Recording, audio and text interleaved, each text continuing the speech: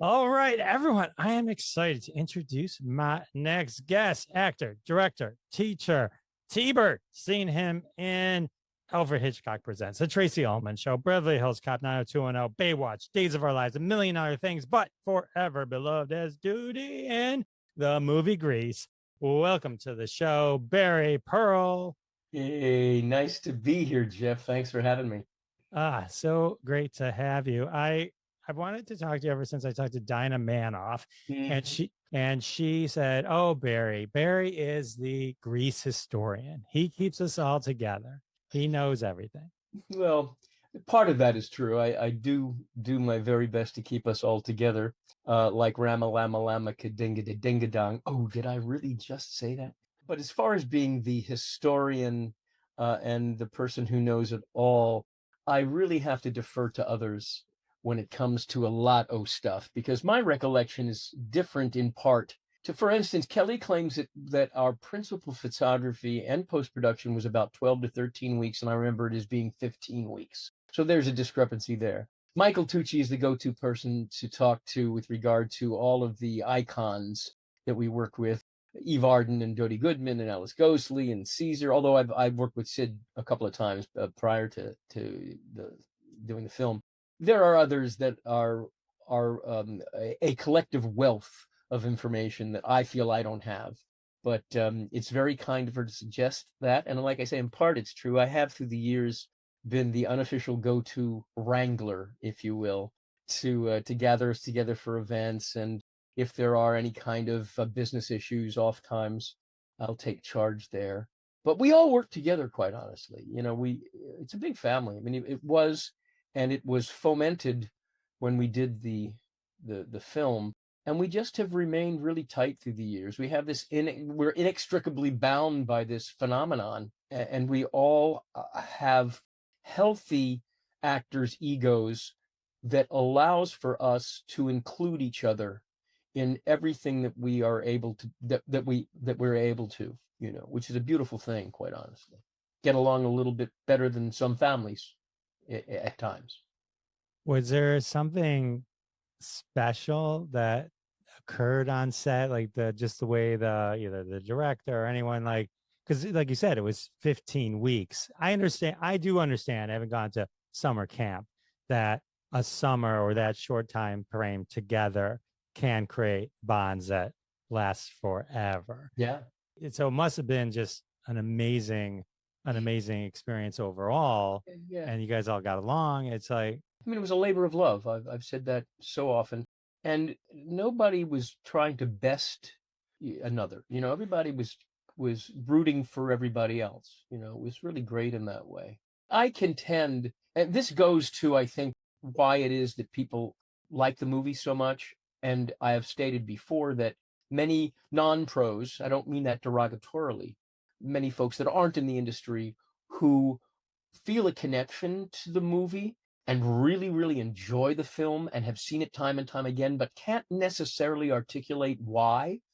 They'll say, we love the music, we love John, we love Olivia, the camera certainly loves it, both of them. We love the dancing, we love the comedy. But I think at the core of it, if that's all, which is a lot, they attribute to the appeal that the film has to them, I think at the core of it is the camaraderie, is they see us all getting along, even when we're at odds with each other.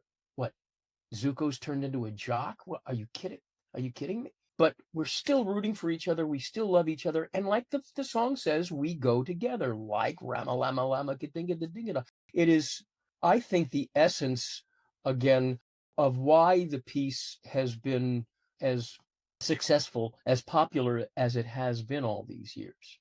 It's like people liking to, and I've said this many times too, we all get riled and we all applaud when we see the Rockettes kicking in tandem, that these disparate egos are working together to show you that so many different egos can do one thing together in exactly the same time. We're sort of doing that. We're all working together. It's not that we're all saying our lines or singing the song, sometimes certainly dancing steps together, but that we are all working and acting as a well-oiled machine. I know a lot of that sounds kind of trite and, what do you call it? Well, trite, basically, stereotypical. But it is so only because it's true. Grease is one of those movies that I'm sure you hear this a million times, but like it's as a kid, so I would have been 7, 8. And like I remember seeing it in the theater with my parents. Yeah. And it's one of, I mean, other than I have two movies, and that would have been Star Wars and Grease that I specifically remember seeing in the theater as a kid, you know, but whereas when you were young and all that. Yeah. And so I just had no problem. Yesterday, I'm like, hey, Robin, my wife, I'm like, let's watch Grease again. I get it. We all have those influences. Mine, if you care to know, 2 films. The first film I ever remember seeing was Imitation of Life, the remake with Lana Turner. It originally starred Claudette Colbert, and it was a film actually that I in my mind's eye, I see my grandmother sitting in the theater that we went to see it. Because I was taken to the movies all the time as a kid, or the moosies, as I used to call them. We're going to go to the moosies. That's the first movie I remember seeing, but the 2 films that impacted me the most were Rear Window, the Alfred Hitchcock film starring Jimmy Stewart and Grace Kelly, Raymond Burr, and 20,000 Leagues Under the Sea with James Mason and Kirk Douglas. And I was a big fan of Kirk Douglas and a big fan of Jimmy Stewart. I wanted to be them. Those films were the ones that really left their mark on me, and I think are part of what compelled me to ultimately want to be in the movies. And then on television, you know, and Dinah Manoff used to the 2 of us were paired together to go out on the publicity tour. They paired people up. I think Dee Dee went by herself. I really should have gone with Dee Dee because, you know, Dee Dee and I are the couple, the Frenchie and Doody in the film. But I went out with Dinah. Dee Dee went out by herself. I can't remember who Jamie was paired with. She may have been paired with Kelly. I can't recall. Dinah, she was so sweet, so cute. But the reason why I bring it up is because we did like 16 cities in 11 days. We were doing television and radio and print. And I would have a stock line that I would always use. And that is that I cut my comedic teeth on the Three Stooges, which is what I was getting at, that on television, though in those 2 films were impactful, the Three Stooges for me, and specifically the ones with Curly, they really affected me. I did get my shtick, a lot of my shtick from them. So I would say that I cut my comedic teeth. So by the time we were like at the last city, Dinah would jump it and say, "Oh, by the way, Barry cut his comedic teeth on the Three Stooges." You know, so she'd take that line from me, if you will. She's so funny, but it's true. It's, you know, and you'll see that you might have seen this written before or heard me say it before, but much of our work in the film is an homage to the Stooges. Randall Kleiser was a huge Stooge fan, our director, and he came to me one day and said, I've ordered a couple of shorts from Columbia to screen so you guys get a real flavor of the Stooges. Not that I needed it so much, but Tucci needed to be refreshed, and Kelly had a pretty good handle on it too. But we sat and watched a couple of their shorts, and we downright do some of this. We invented that in the bonfire. Though that do a split give a yell, I think was in the movie. We then padded it. You know, we were allowed to add things. They let us improv a lot, and we would do that until we found something that we felt was gold, and then we'd shoot that, or we just happened to say stuff and do stuff while the cameras were rolling that they kept. But that in particular is an homage to the Stooges. So, you know, we all have those stimuli, those things that assault our senses that we can then refer to, and in many cases have them manifest in the work that we do. We're fortunate in that way. The movie definitely showcased you got to be really funny in that way, or very physically funny. So it was cool hearing you talk about it and then rewatching it, because there's things like when I rewatched the movie, like when I was rewatching it the other day, yes, it's like it's different. If I know I'm talking to you, I'm hyper focused on you in the movie. You know what I mean? And so it's like I noticed the squirt gun was around a little bit more than I had originally remembered. It all kind of just flows together when you're watching it, but then you kind of notice some of the little nuances that come out when you do it, like the Three Stooges stuff and all that. And so yeah, it was really very cool. Well, when I mentioned just a moment ago about the fact that oftentimes we would do something during the shot that was improvisational and they just kept in. One of those things was the squirt gun. When the scorpions are seen driving by and we're all by the grease lightning car. I think actually before it even becomes grease lightning, before it changes. I think it's that car, but Jeff pulls out his switchblade, as we watch and I pull up the squirt gun. That was totally improvised. That happened in the moment, and they kept that in. It just made sense. That was my weapon of choice. And then again, at the beginning of Summer Nights, I'd pull out the gun. Tell us where you got what you did last summer. I mean, nowadays using a gun, I mean, the sensibilities have changed. I'm just glad they haven't cut that out of the film because the gun. As a matter of fact, in post-production, when Kelly as Putsy is looking up the dresses of the two girls sitting in the bleachers just before we sing Summer Nights, I bring to the attention of the other three guys what he's doing. Then I go over to him and I pull out the gun and I say, "You're a sick man, Putz." And then I put the apple in his mouth. Well, at first I pull out the gun and I go, the way we shot it was, "You're a sick man, Putz." So I made the sound of the gun. They changed that in post-production to be a laugh. So I'd go, "You're a sick man, Putz." Because they didn't want the sound of the gun, because that was a little too over the top, I suppose. But, it works. But these are the little inside things now that when you watch the film, "Oh, yeah, Barry told me about that." It probably helps that it's clearly kind of a squirt gun-y toy gun. Yeah. So, if it was black, I could see where I was like, because it's so bright and stuff. Yeah. It's like, it clearly is not real, which is what makes it funny. It Sure. wouldn't be funny if it was pulling a real gun. Right. He pulls out a squirt gun during a rumble. Yeah. right. And I had that squirt gun for the longest time, and I think it got stolen. I had it. In fact, I have the jacket. It was in the pocket of my jacket for the longest time. And I used to teach class out of my apartment and teach improv class. I had that gun in a toy box of some sort, and I pulled it out to show somebody, and they knew that it was in the closet, and I think they went in there probably absconded with the squirt gun. But I still have the jacket and the sneakers. So You still have your T-Birds jacket? yeah, I do. Yeah. That's how, were you allowed to take it or you took it? They gave it to me when we went on tour. Hmm. On the publicity tour, and then I wore it during the screenings, but it's secreted away in a safe place. So at this point, I think I read somewhere that Olivia Newton-John auctioned some of her stuff off. correct. He auctioned it off. Thousands of dollars were paid for it, and then the gentleman who bought it gave the jacket back to her. That was really cool. He auctioned off again. I don't know if it has been auctioned a second time, but it still may be in a museum of some sort. I don't recall, but it was a beautiful thing that gentleman did by buying it and then giving it back, giving the jacket back, and she kept the money, of course, for her wellness center. Yeah, beautiful thing. Really, really beautiful. I'm bummed now about the squirt gun. Yeah. We were all brought into the prop person's truck. I forget the gentleman's name, but he said, "Take whatever you'd like that you feel your character would have." So Michael took a rabbit's foot. Kelly took, I want to say, a medallion and a St. Jude medal. I also had one of those, but I took the squirt gun because I loved squirt guns as a kid, and that served me rather well. That choice. Love it. You mentioned you taught improv. Was that part of your early training? Did you take improv classes?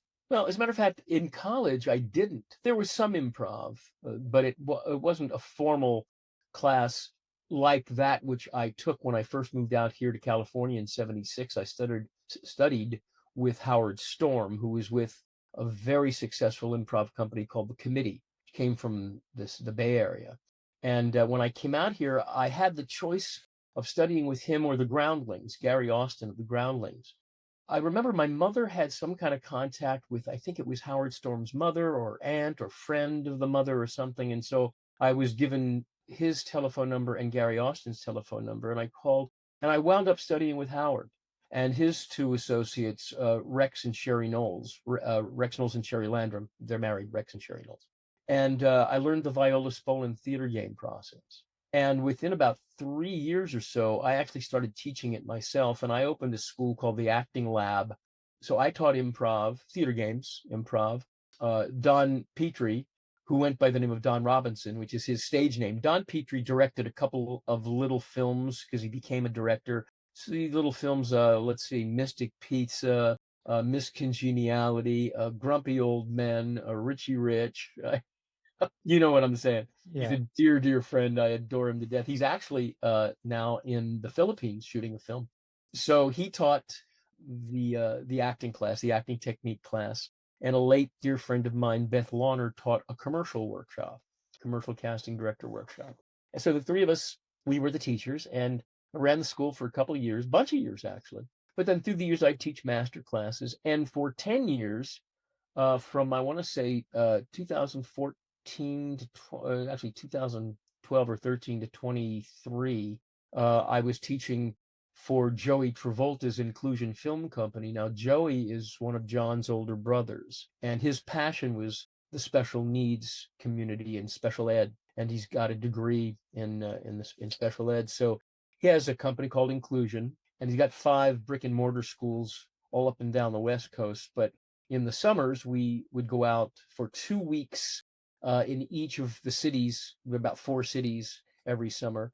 And we'd go into, there were 3 of us teachers, we'd go into a city, and there'd be three classes, where they'd split them up, about 15 to 19 students in a class, all special needs, whether it's Down syndrome or Asperger's or autism or blind, deaf, people in wheelchair. I mean, it was just a myriad of incredibly able people. And we would have them write a 5 to 7 minute film, a short film, and a 1 minute commercial or PSA that we'd guide them into, and there was always a premise, and we would guide them into the writing. And then we would shoot these films. So we do this over the course of 2 weeks. And then in the fall of any given year, they would have these red carpet events where they would exhibit the films along with the wraparound that they would use to expose the films in each area. So there would be like a show within a show, if you will. And so I use my improv training as the basis for my teaching. Came in very handy. So there's a long answer to that question. We just talked about the movie and improv. So let's go back a little bit more. You got your start in theater, right? Like 11, Bye Bye Birdie. At what point you're like, oh, I'm going to be in entertainment and landing a Broadway show at 11? It actually starts before that. Yeah. In my hometown, as a young kid, my mother had enrolled me in a tap dance class, Miriam Mentzer's tap dance school, with Miriam Mentzer's dance school in Lancaster, where I grew up. At the end of every year, they would have a review. And because I was the youngest little boy, they teamed me up with the youngest little girl, Maxine Gilman, and they would build these reviews kind of around us. The story would kind of be around us. And there was singing and dancing, and that was kind of the bug that bit me. And then subsequently, my mom got a lead on who to get in touch with for a little community theater there called the Lancaster Little Theater. So I did a couple of plays for the Lancaster Little Theater, and then wound up doing a production of Dark at the Top of the Stairs at the Fulton Opera House, which is now the Fulton Theater, one of the oldest theaters in the country, actually. I did this play, Dark at the Top of the Stairs. One of the guys that was in the crew was an aspiring playwright who lived in New York, a gentleman named Charles E. Miller, Chuck Miller. And he was aspiring playwright, but he had to pay the rent, so he took a job running lights for this production. And I took a liking to him, and he to me, and he to my mom. And my parents had been divorced by the time I was a year old, so now I'm 9 at this point in time. He got a kick out of us and told my mom one of these days he was going to get me on Broadway. And 2 years later, he was friendly with the secretary of the man who produced Bye Bye Birdie, a man named Edward Padula. His secretary, Bob Fay. You hear my cat in the background who wants to come in and help tell the story. If I let her in, she'll be all over the computer. Chuck was friendly with Bob Fagan, who is Edward Padula's secretary. And when this young fellow, Johnny Borden, who was playing Randolph McAfee, was leaving to do Milk and Honey, another Broadway show starring Molly Pecan, the role they were going to be recasting the role of Randolph McAfee for the last month on Broadway and then the subsequent national tour. So Chuck found out about this, and he told this guy, Bob Fagan, I think I got the kid for you. Called my mom. The next thing you know, I'm on a train into New York, and the following day, Chuck takes me down to the Lambs Club, which is kind of like the Friars Club. It was an actors and directors and people in the industry, their hang. And there was a piano down there, and he taught me there's no business like show business. The following day, I went and I sang for Margin Gower Champion on the stage of the Schubert Theater where Birdie was playing. Out of like 250 kids, I got the gig and went to work the following day. And that was a Wednesday. And by Saturday, I was on stage in the show. My mom actually missed my debut because she had gone back to Pennsylvania to pack up. And I was staying with Chuck for that weekend. And they told my mom I'd be on by Monday, but I was on by that Saturday. And by the way, it would have been Monday because back in the day, before Monday was the day off, Sunday was the day off, and before it became Equity Monday. And curtain was at 8:30 in the evening rather than at 7:30 or 8 o'clock. So anyhow, so that's how that all began. And I got enrolled in professional children's school, which catered to the kids that were in the business or whose parents were in the business and who traveled with the parents. And that began the career. Did you have aspirations at that time for TV film, or were you like, Oh yeah, yeah, I wanted to be a doctor, but who doesn't at that age? I wasn't academically that inclined, so that wouldn't have worked. But yeah, I was an only child in the center of attention, and I was precocious, and I had a modicum of talent, and it was seen, and I was rewarded for it by getting these gigs. And very fortunate, there's a lot of luck that plays into it too, but I had some goods, obviously, that, allowed me to be hired. And then I continued on past that, did a couple other Broadway shows. I was in the original production of Oliver, and a bunch of other theater back east and television and commercials and such until I moved out here to California on spec.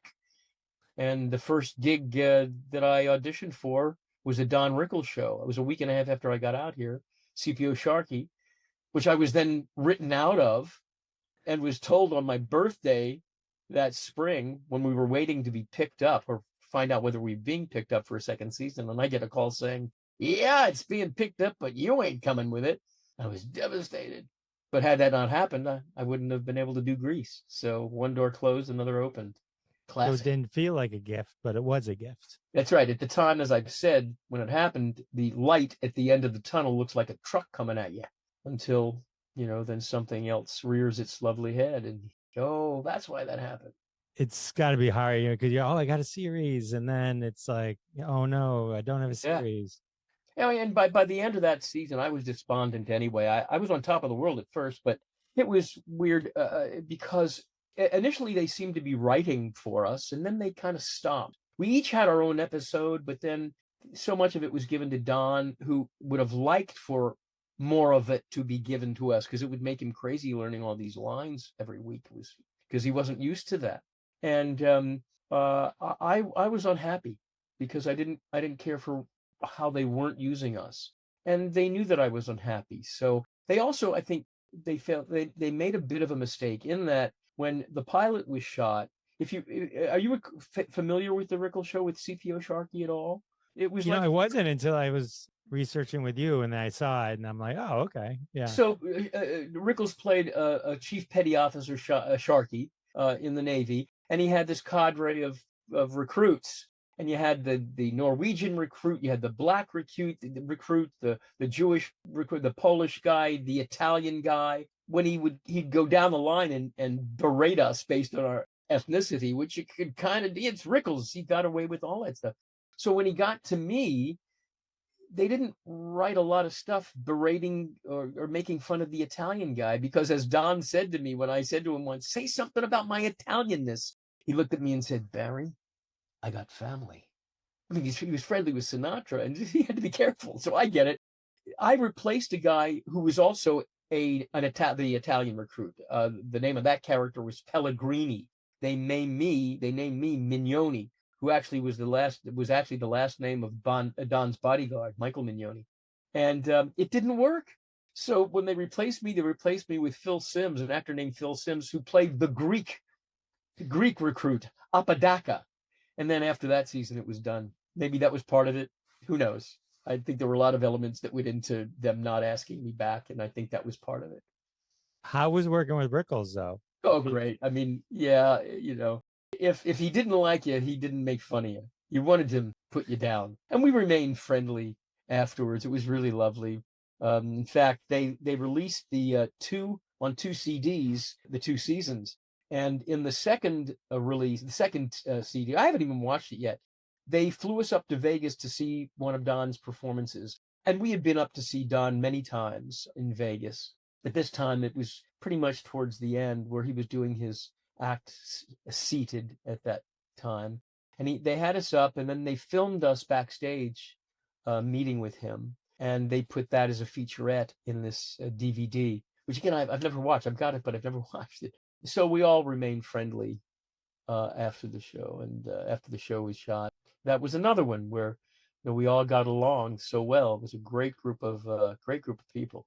It's awesome that you have that. I mean, even if you haven't watched it, but it's like it's nice. Must be nice just to know it exists. Sure, sure. Yeah, he's so funny. The clips of him like Yeah. tearing into Clint Eastwood. And Oh, whoever. yeah. Oh my God. It's so Well, you know funny. the famous story of him wanting to impress this girl that he was dating, who was at a restaurant, and Sinatra was having dinner there too. Do you know this story? I think I Or heard. you know it? I might.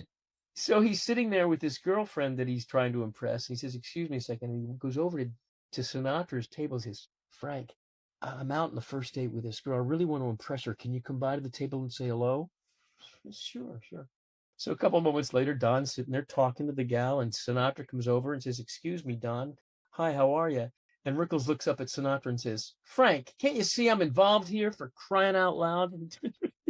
Point Sinatra down. But that was him. That was him. You know, it was all a great jest. Great fun. So funny. So funny. I want to go out of order for a second because I want to talk about Grease, the play, but I feel like that's going to lead into Grease again. But I wanted, which is great, but I just had a couple other questions for you. Sure. As I was digging into some of your stuff. So I've noticed in your IMDb, you've worked with all the great Barneys, Barney Miller and Barney. I've worked with the great Barneys. All of them. Barney Miller is a classic.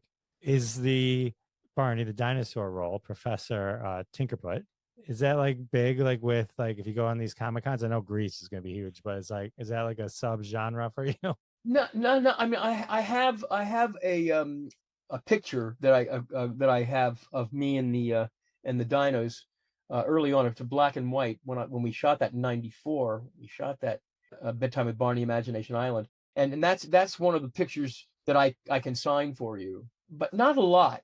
Some, but not a lot. It's funny because we were out with Barney's Big Surprise, which was the live show. After I had done the special, the NBC primetime special that J.C. Penney had produced, had sponsored in '94, they decided to bring Tinkerputt into a live mix. So for 2.5 years, we did a national and international tour of Barney's Big Surprise. In one day, we played huge venues like the Tacoma Dome and Tampa and Radio City Music Hall, the LA Convention Center, 6,000 kids per show. I was coming after one of the shows. I was coming out of the venue and walking towards our tour bus, and there was a family of 5 that was standing there, obviously wanting to say hello, get an autograph, whatever. And the mother was holding like a 3-year-old in her arms. And I walked over to them and I introduced myself, and they'd just seen the show. And we were talking for a little while, and the mother says to the 3-year-old, referring to me, she says, "Do you know who this is?" And he says, "Yeah, Doody."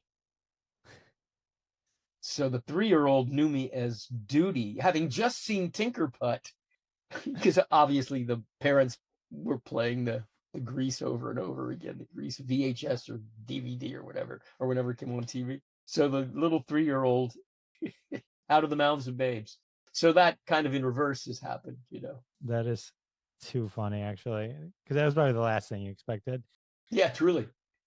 Obviously, Grease was the thing, but like, and I was like so excited to talk to you about that. But then I'm like, oh my gosh, she was the voice of Smokey the Bear. What? It's funny.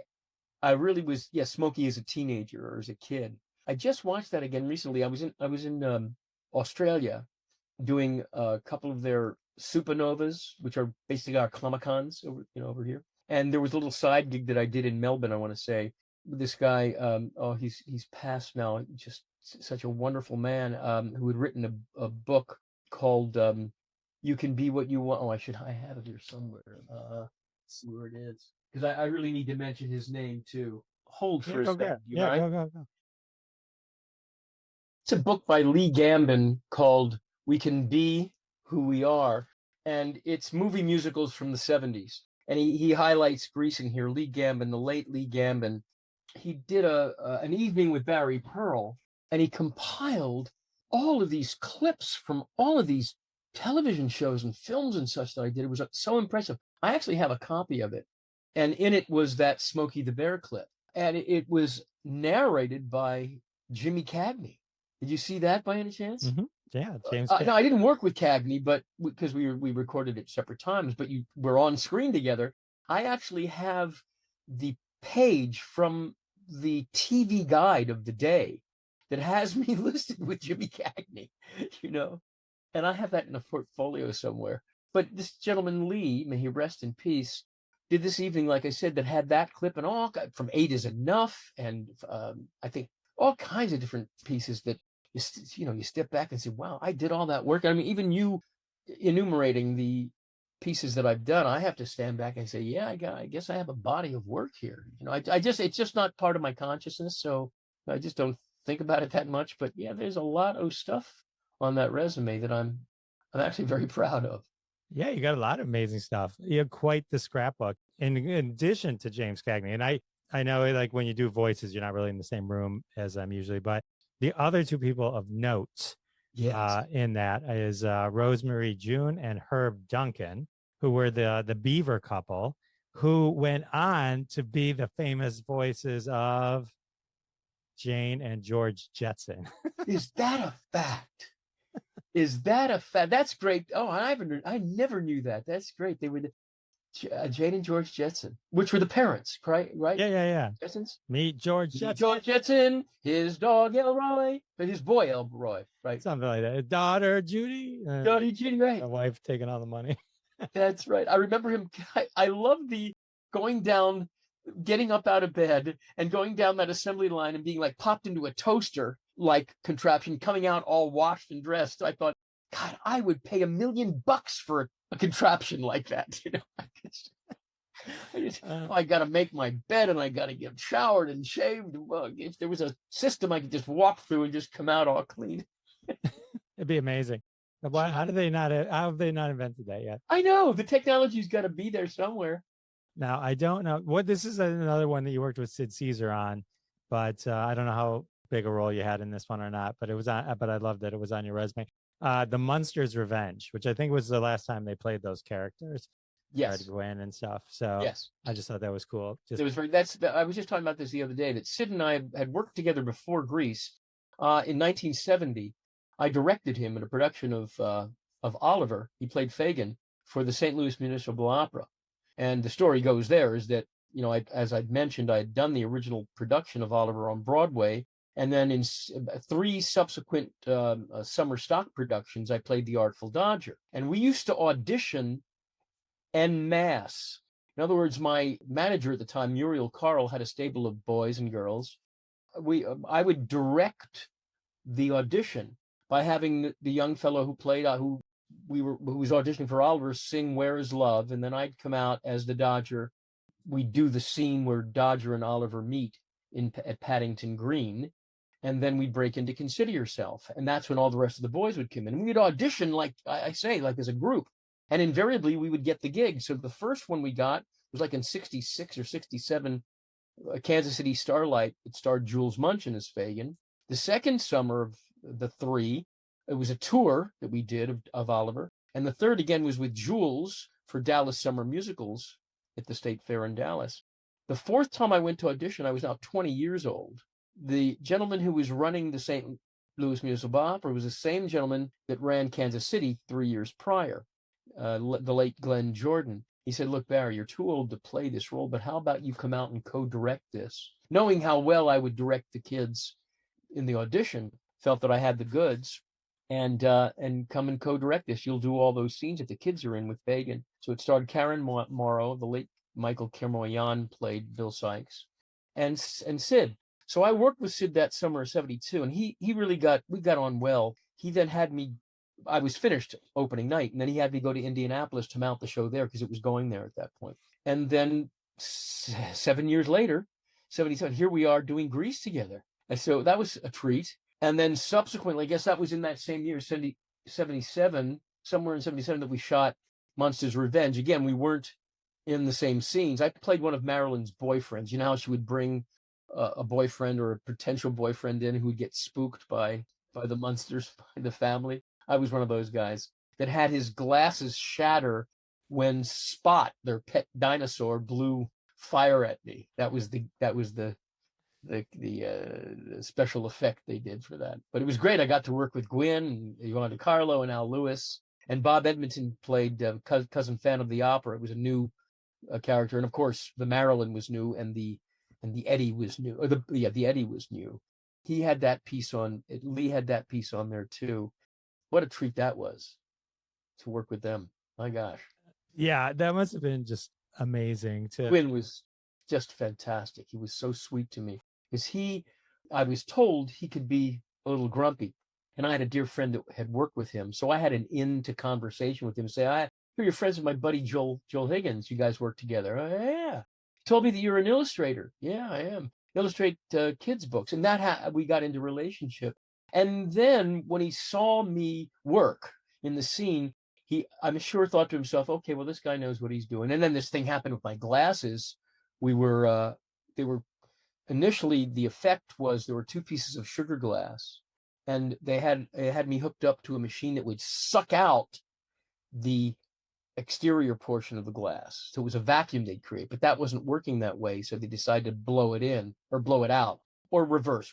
And while they were making that change, one of the eyes popped. Could have blinded me, actually.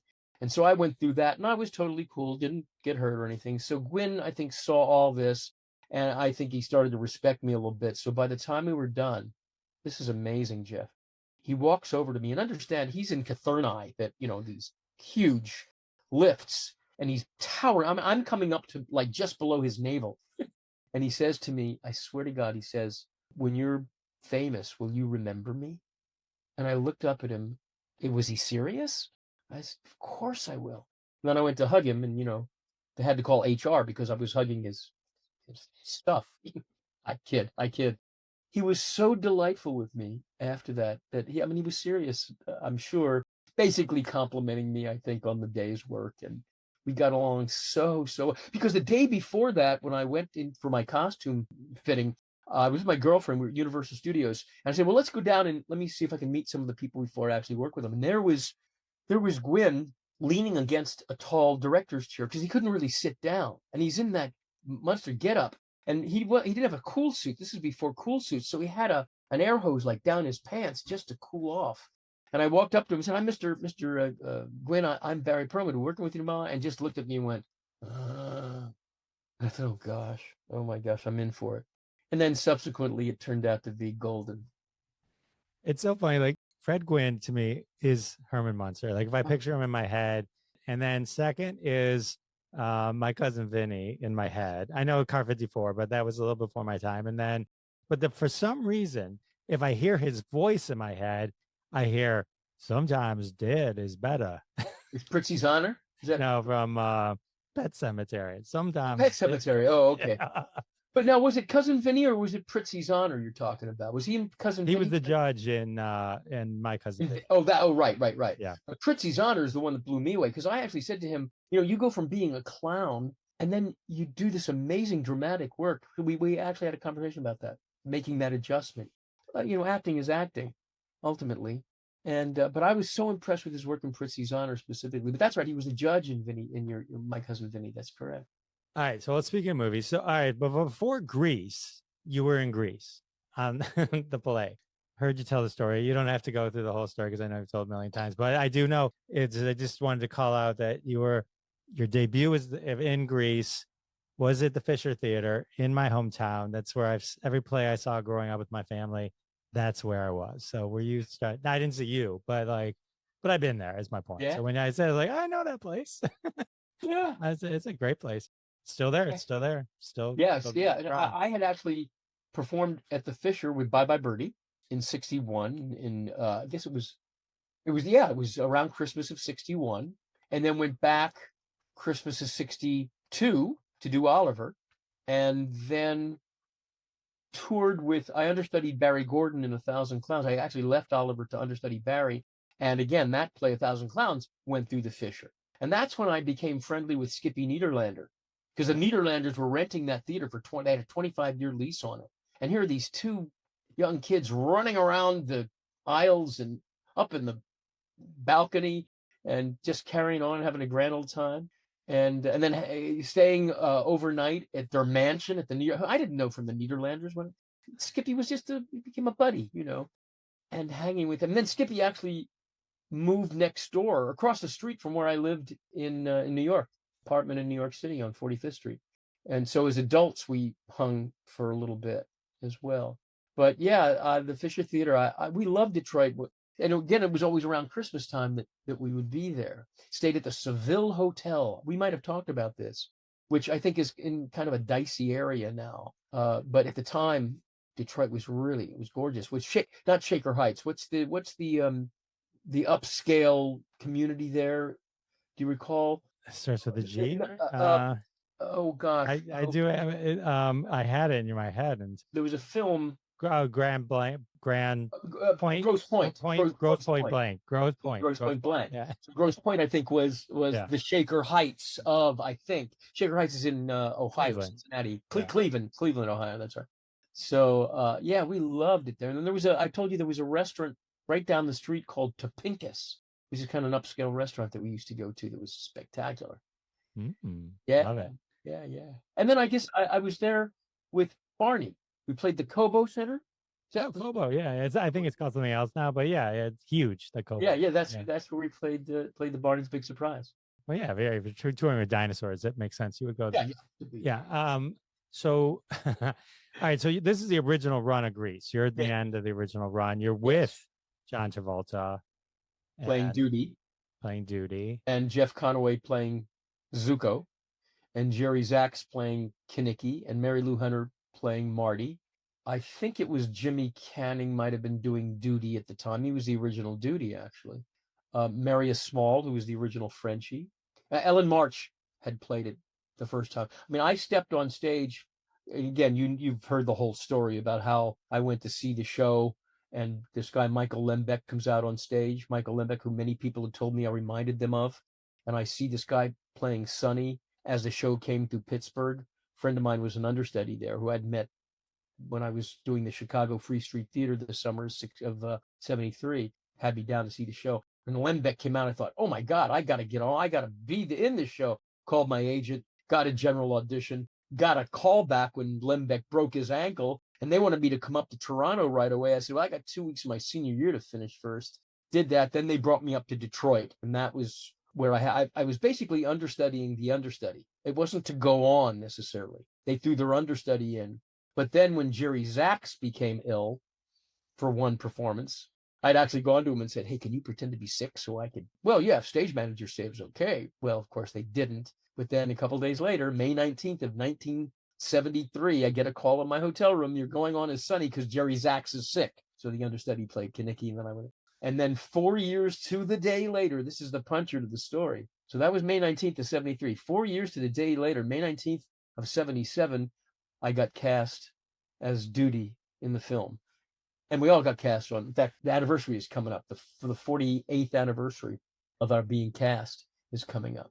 So you're doing the play. This is new. Like the play in the beginning, I talked to Adrienne Barbeau. So she was the original Rizzo. And I'm just I've also talked to Adrian Zmed. That's my Grease universe. Well, Grease too. But like he's played Zuko, I think, more than anyone. More than anybody. And he played my teen angel when I directed the show with Kelly Ward, who plays Putsy, choreographing. Did a production a couple of years ago. In fact, it was 2013, more than a couple. And Adrian agreed to play Teen Angel, and he was fabulous, just fabulous. But yeah, he was the eternal greaser. He was the Dick Clark of that dynamic, if you will. Yeah, eternally young. Eternally young. Great voice. Great voice. So you talk to Adrian, and you talk to Adrian's med. Yeah. Yeah, all the A's. Working my way through the A's. No, not B's. So I guess who's next? So I got Dinah. I guess Dee. I gotta get Dee. All right. So you're doing Grease? It's probably, at this point, is it catching on? Because I remember in the beginning, like when the play came out, it was kind of like didn't have the best reviews, but like now it's probably catching on a little bit. Now they're gonna make the movie. It must have been because they're gonna make. Well, yeah, because Yeah, it did become the longest running show on Broadway in theater history for the longest time, and then it was surpassed. I think it was Chorus Line, and then Grease, and then Fiddler was in there too. Ultimately, was it Phantom? It's like 35 years. I think Cats was in there for a while, and then Phantom. I don't think that'll ever. I mean, 35 years on Broadway. that's a lot. It's a It's a lot of lot. years. Yeah. How did you guys feel when they said, "Oh, we're making a movie"? But Uh, before you knew you were going to be cast, right? I mean, well, like, at first we were told we wouldn't be cast. Anybody that had done the play was not going to be because we were too old. So we had no hope. And then the next thing you know, Joel Thurm, the casting director, said, "Let's call these people in." Called Tucci in, called me, called Jamie Donnelly, and of course Jeff at the time probably was. Well, he wasn't precast either because I think he was there the day we found out. He was at the audition when we all got our final callback because we were all standing around the piano when Alan Carr came up to us and says, "Okay, you're the guys, you're the T-Birds." But initially we had no hope. And then when we got cast, I mean, we were on top of the world. What I would have liked to have been was a fly on the wall backstage of the Royale Theater when it was announced that Barry Pearl was playing Doody, because I'm not a Doody, I'm a Sonny. Putsy in the movie is Doody. Sonny in the movie is really Roger from the play. And what I'm doing as Doody is really Sonny from the play. So get all conjungered up. So the people backstage at the Royale must have thought, Barry's not a Doody. But then when they I don't saw, think you're a duty. No, I'm kidding. I'm a big dude. Oh, the Believe character. me. Yeah, sorry, I thought. Yeah, No, it's okay. So I'm kidding. I was kidding. yeah, no, it's right. But so that's how that all rolled out. And we were just thrilled, and then it became what it became. And initially, the film was not the artistic success that it has since become. It didn't get smashing reviews, and then all of a sudden, boom, here we are. All these years later, I think it was after the 10th year, we figured, oh, there's something happening here.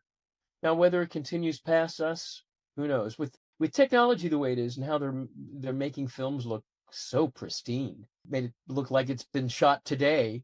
I think that may help films like this have a bit more longevity. Who knows? I feel like at some point there's going to be like it's going to be kitschy to watch a movie like it was. Yeah, You know what I yeah. mean? So when you're filming the movie, because there's differences between the play and the Sure. movie.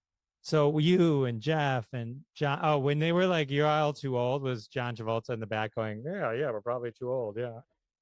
Because I mean, it was his vehicle, right? I mean, it was like it was part of his movie deal.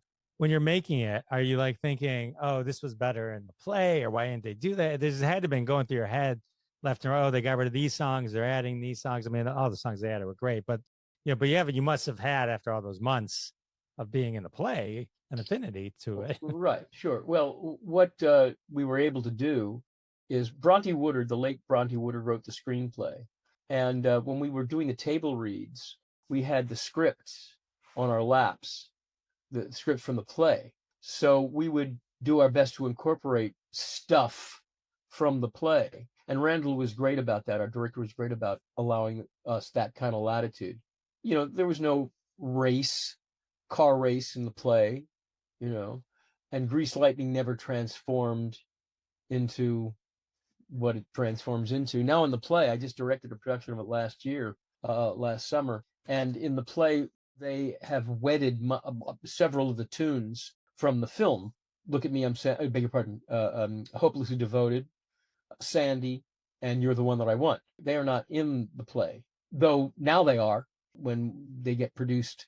Now, a lot of the times, they'll use those songs. They'll use You're the One That I Want instead of All Choked Up, and they'll throw Hopelessly Devoted in. I usually do it at the end of Freddie My Love, which is another song that's not in the movie. And then Sandy is done instead of Alone at the Drive-In Movie, which I love Alone at the Drive-In Movie, and I loved All Choked Up, but that's just what it's become because people want to see that. They want to see that wedding. But there really is no race. Although when I directed this past summer, we did a whole thing with projections, and the car did transform into the Grease Lightning car. But back in the day, it was a shock to see a car drive on stage. It was actually a modified golf cart. Kenickie would drive in after talking about having this hot automobile and pulling in, boom, and there's this piece of junk, and then that's how the song begins. What is this? Candy apple primer, Roger says, that you got it painted with? The one and only Grease Lightning, and then we make a joke out of it, basically, you know. So it got changed up in the film, and it, you know, but again, we were able to incorporate a lot of the stuff from the play into the film. How did you feel about the theme song? Because I think your Grease's the director word. hated it. Yeah, Grease is the Well, word. because he felt that it didn't have anything to do with what we were doing. And Barry Gibb apparently said, "No, it's got a lot to do with it. That's the one I'm writing for you, or that's what I've written for you." And then it became a huge hit. And then we were fine with it. It's a great tune. It's I a really love that great tune. song. Yeah, it's a great tune. The whole It's the opening time, is the really place, is the great. motion. Grease is the way we are feeling. Grease is a life of illusion. What? But it's okay. I think it's good, but it said that he also hated "You're the One That I Want." Oh, I don't know if he hated it. I will tell you a little Or bit he about thought, this. yeah, go ahead, yeah. Before we went before the cameras, we rehearsed the piece like a play for 3 weeks on the Paramount lot. On the last day before we went before the cameras, we did a performance of it for everybody that was on the lot, which included Jack Nicholson, who was there doing Going South, Michael Landon, who was doing Little House on the Prairie, a whole bunch of other dignitaries came to watch us. And You're the One That I Want was not in the mix. I can't remember whether we had rehearsed All Shook Up or what was happening at the time, but they came out to us one day in the carnival segment when we were shooting the carnival. They said, "Here's what we're doing," and Pat Birch choreographed it on the spot. Randall did a storyboard of it, I guess, on the spot, unless he knew what was happening. Then he figured it out beforehand. But we kind of did that all on the fly, and it turned out to be really fabulous. And that's not us singing. It's a No? whole other group of people. I think they went in and sweetened it, because when I'm there with the dog, I think that is my voice saying, "You're the one I want." Hoo, hoo, hoo. And I'm really over articulating because it wasn't really me in the playback. I kind of overcompensated. Where when you hear yourself in the playback, you don't do it so much, but just naturally, it's crazy. I'm going, but then I kind of do hear my voice, so I must have done it in post production or there on the set. Who knows? I don't recall. But yeah, that was something that it just happened all on the fly. I don't know. You know, your phone listens to you. So like, and like, it knew I was going to interview you. So all of a sudden I get a TikTok. It's like, "Hopelessly Devoted to You was filmed after the fact." I'm like, Yeah, yeah, I was like, what? yeah. I remember briefly being on that set, but it was, I think, shot at the same time. You know, they plugged it in there somewhere. It wasn't in post production that they did that. They actually did it, I want to say, during the course of. There may be some truth in what you say. I don't recall. Or maybe it was right at, it wasn't like, it was like an afterthought. They An came up afterthought. with it later It's because they possible. needed to have a song for her or something. And then, It's possible because she says there's that scene with Dinah. Can I have a paper and pencil? Here, have one of mine. But what's that little? And that's just before the song starts. Marty's there lying in the bed writing a letter to a fan or to a boyfriend or whatever, and and then Sandy asks for pencil and paper or something. She says, "Here, have one of mine." I know Jeff Conway gave in, but like he had to have been, I mean, because he was Kenickie and then wasn't, I mean, I'm sorry, he was Zuko and then wasn't Zuko in the movie and then was Kenickie, but then didn't get to sing Didn't get the Kenickie's song. song. Yeah. No, that didn't make him happy. Yeah, but then none of us got our songs. Yeah, Doody you had a sings song Magic too. Changes. Doody had a song too, Yeah, right? now that would have been Putsy's once again, not me Yeah. necessarily, but no, we didn't do that. And Roger and Jan did not sing Mooning. It would have been Sonny and Jan in the movie. Did not sing Mooning, although Mooning is in the background. So is Magic Changes in the background during the dance contest. Those were two songs that were cut. Rock and Roll Party Queen, that's in there somewhere, but in the background. I didn't realize John had taken the song. And then when I was rewatching it, having known, now I know it, I was like, oh, it's interesting that the line he says just before the song doesn't sound like something he should have said. Right. It could be high dramatic, Yeah. ultramatic, Well, like systematic. the tee up to the song, it sounds like because it's Kenickie's car. Yeah, I know. Exactly. Exactly. in the play the same thing. It still remains Kanicki's song in the play, but you're absolutely right. It doesn't make a whole lot of sense that all of a sudden Zuko is singing about this car when it's Kanicki's car. And then they add, I'll get the money, I'll kill to get the money. That was all added on the spot, basically.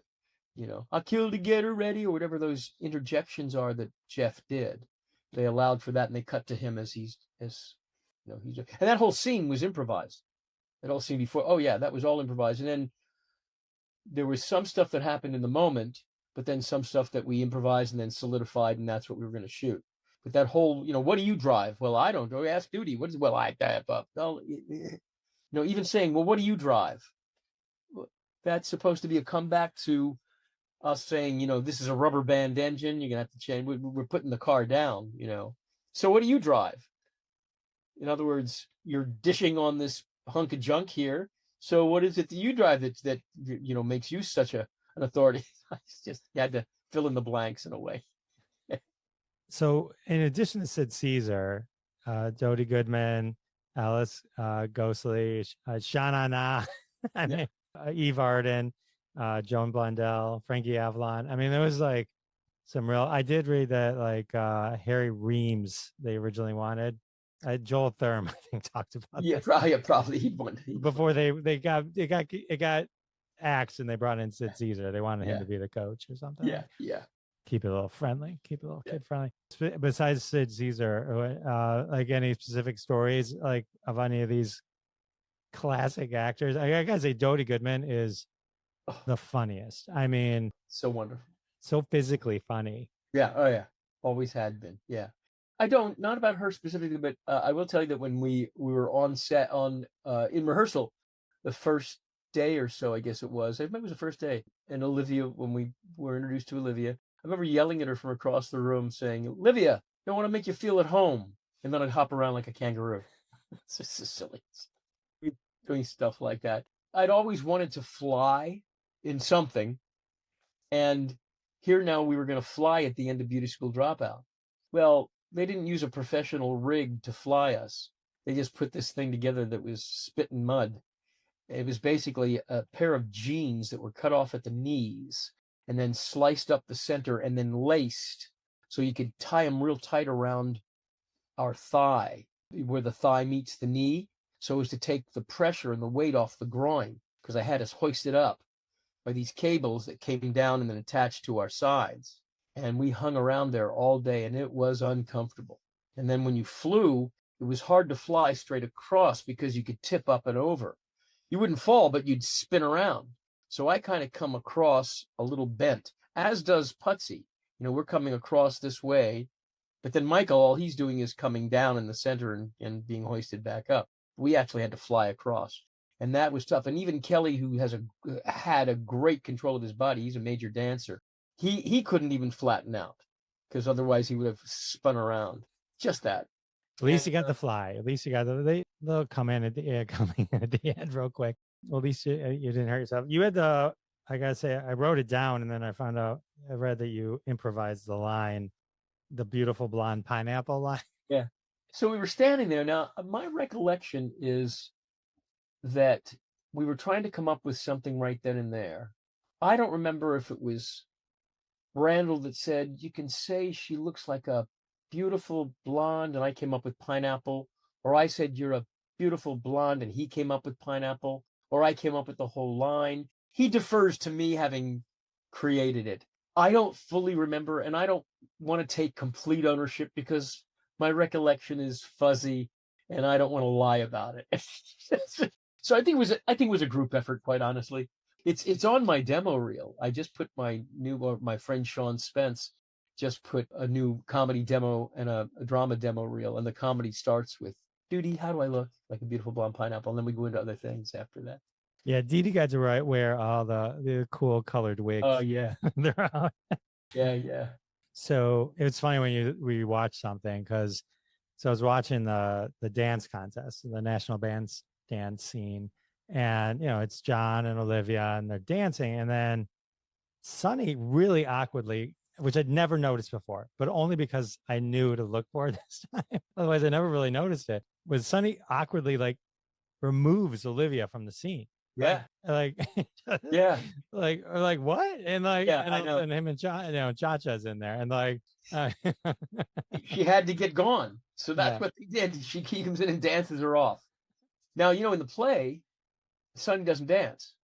And Jim Borelli also didn't have a song. Jim Borelli, as I understand it, he was perfect for the role, but didn't have the vocal chops or the dance chops. So in the contest, the dance guy, he's sitting off to the side getting drunk. And then he stumbles up the stairs during the scene change and he encounters Cha-Cha, who scares him. And the reason why she scares him, because in the play, Cha-Cha isn't a hot, gorgeous Latina woman. Cha-Cha is an overweight, not so attractive girl.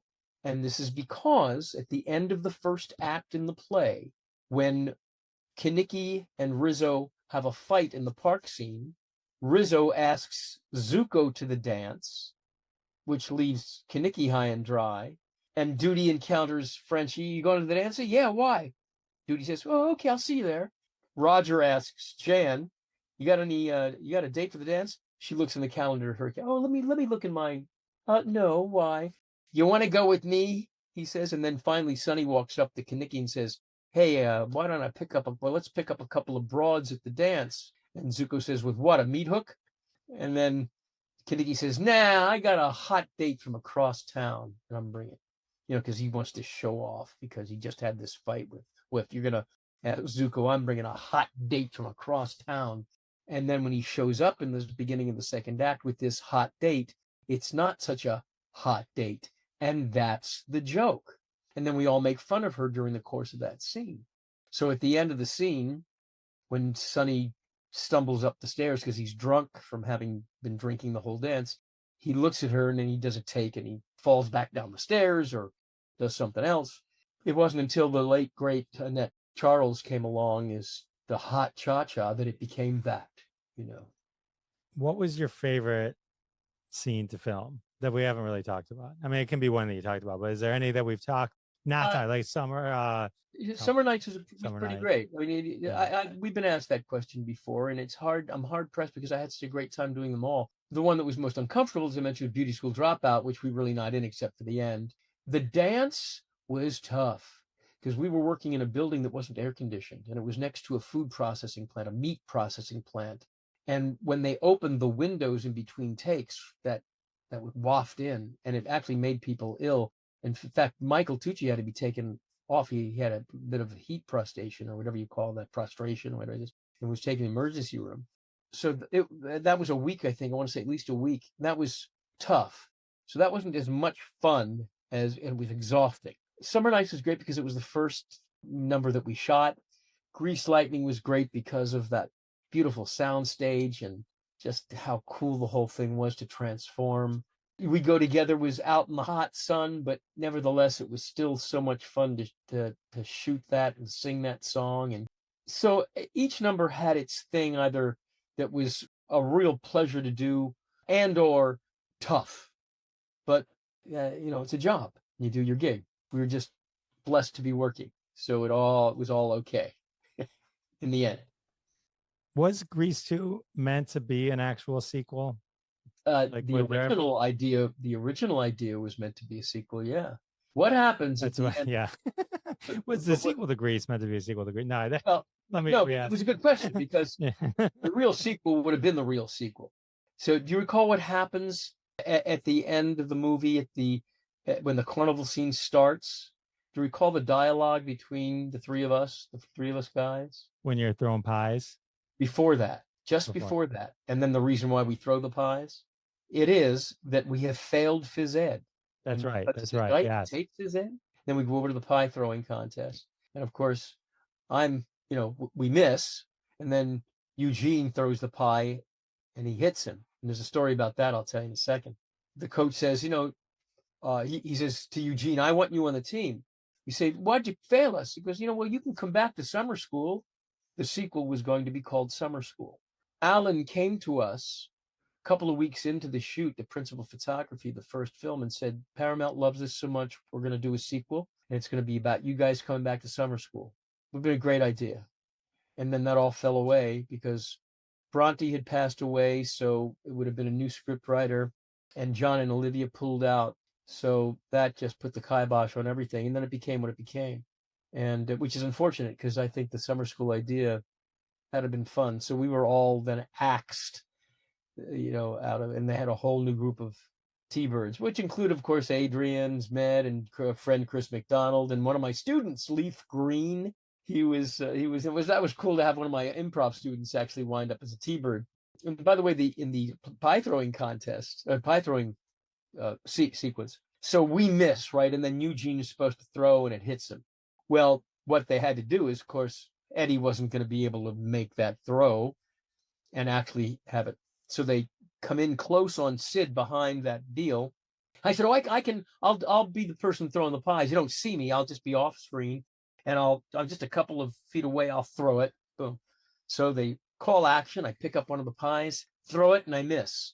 Pick up a second pie, throw it, and I miss. I'm about to pick up a third pie. They go, hold it, hold it, hold it. They didn't want me to waste a pie. So they had a grip come in and actually throw it, and it hit him. I wanted to be the hero, but that's not my pie that hits him. It's somebody else's pie. Well, you do smack Eddie in the face with a. Oh, then well, that happened. That's right here. That was fun to do. Yeah, that was really fun to do. That particular sequence, and then my take afterwards, I enjoyed that take actually that I did. Right. So the only people, Didi Khan and Patricia Birch, who was your choreographer, went on to direct. That's correct. Grease 2, and then I think Grease 2. When I was talking to Adrian, Grease 2 is one of those movies that it didn't do well, but is now a cult classic in itself as well. Yeah. Oh, and my friend Lorna Luft was in it too. She played Priscilla. Oh. Yeah. Yes. Actually, I remember Adrian's Med very specifically talking about her, Judy Garland's. Yeah, we went to high school together. Saying like the big waste of Grease 2 was that she didn't have her own number. Like her voice blew any of them away. Right. And they did not take advantage of that at all. No, they did not. They did not. A bunch of years ago, there was talk of us really doing a sequel, see where we are now. And we all contributed to the story, what they call the Bible, which they would have used as a reference to write the script. And we had 3 different sets of screenwriters, including Zayden and Marin, tried their hand and nothing happened. But in the Bible, what Michael contributed was that he and Marty get together and they open a pizza parlor and they have a couple kids. And everybody else had different things. In fact, Didi, Frenchie, and in one version, Frenchie and Kaniki get together. And Zuko has died in a car accident. He becomes a race car driver and gets killed. And so that way, if Travolta didn't want to be in it, he didn't have. And I don't know where Olivia was in the mix, whether her character was in the mix. But what I had contributed was that I get together with Priscilla and we have kids. So that was, what my contribution was going to be. But then again, like I say, it never really came to be, unfortunately. Yeah. Well, fortunately. Maybe. We will never know. Yeah. Yeah. But then Didi and I did Grease Live. So that was kind of cool to be able to kind of go home again, if you will. Was that fun? Because they created that character for you. Yes. For me, they created a character. But it was so great that Didi comes back as Vi, playing the character she played opposite in the film. And of course, Carly Rae Jepsen was playing Frenchie. And that was very cool. Tommy Kail, brilliant director, having cast her as Vi was a stroke of genius. When I was preparing for this, the one moment of that I had was like, oh, Grease Live, awesome. And I'm looking at it, and I remember watching Grease Live because there was a whole run during that time where they were doing some really great live events. And this was the first one that was as successful as it was because it had a live audience. Yeah. Well, the only thing was when I realized that was almost 10 years ago. That's almost. It was like I was like, if you had asked me. Yeah. I would, that was like, I was like, I cannot believe that was that long ago. I remember like it was, that's a blink of an eye. Oh my gosh. A real blink of an eye. I didn't realize that either. 10 years. Yeah. Goodness. Maybe it was 2006. Maybe so coming up maybe on 10 or something. Yeah. It might be 2016. Actually. Harry, so many great stories. I can't even thank you enough for sharing them with me. Thank you so much. So welcome. My pleasure. It's fun to talk about them. And it's you guys and the fans, and you're a fan, to keep us relevant. I've said that many, many times. And when I go to the autograph signing conventions, I will let people know that we're here because of you guys. You made this all possible. You like the film. All right. We did something you guys liked, but you liked it so much, you've kept it around generation after generation. And it's the gift that keeps on giving to us. We all feel so blessed about having been part of this. No greater gift, really, for those of us that are artists to have something like this. Well, any artist whose work stands the test of time, is the perk, is that which transcends the paycheck. And it's you guys that are responsible for all of that. So, on behalf of my fellow greasers, thank you, the fans. Thank folks like yourself, Jeff, for allowing us to voice our memories to you and the fans. We get a big kick out of it. So thank you. Well, thank you. I'm honored that you spent this time and shared. And thanks for putting so much goodness into the world. Appreciate you. Thank you. Appreciate you too. Don't know how to do that. You're awesome.